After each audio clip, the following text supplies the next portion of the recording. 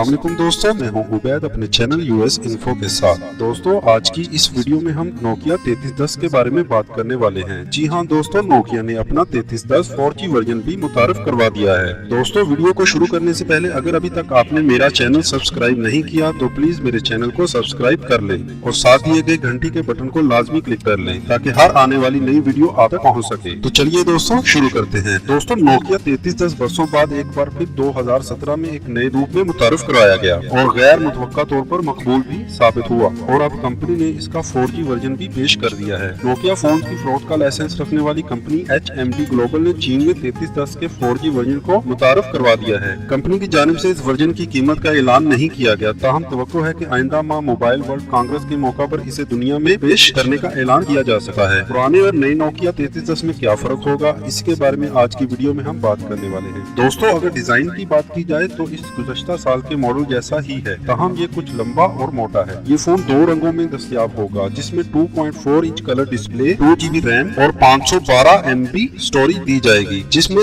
SD card से 64 GB तक भी इजाफा किया जा सकेगा। LED फ्लैश के साथ 2 मेगापिक्सल कैमरा, वाईफाई और 4G LTE support, Bluetooth FM radio, MP3 player और हेडफोन जैक वगैरह मौजूद होंगे। नोकिया 3310 अब 3G वर्जन में मुतारफ 4G वर्जन मॉडल की बैटरी 1200 mAh है, जिस पर लगातार 5 घंटे तक बात करना मुमकिन होगा। इस फोन में Yon OS ऑपरेटिंग सिस्टम दिया गया है, जो कि एंड्रॉइड ओपन सोर्स प्रोजेक्ट का हिस्सा है। यानी अब इस फोन में व्हाट्सएप, फेसबुक लाइव, यूट्यूब और दीगर को और भी बहुत सारी एप्लीकेशन को इस्तेमाल किया जा सकेगा। दोस्तों, आज की इस वीडियो में बस इतना ही। अगर आप लोगों को मेरी वीडियो पसंद आई है तो प्लीज मेरे चैनल को सब्सक्राइब कर लें और साथ दिए गए घंटी के बटन को लाजमी क्लिक कर लें ताकि हर आने वाली नई वीडियो आप तक पहुंच सके।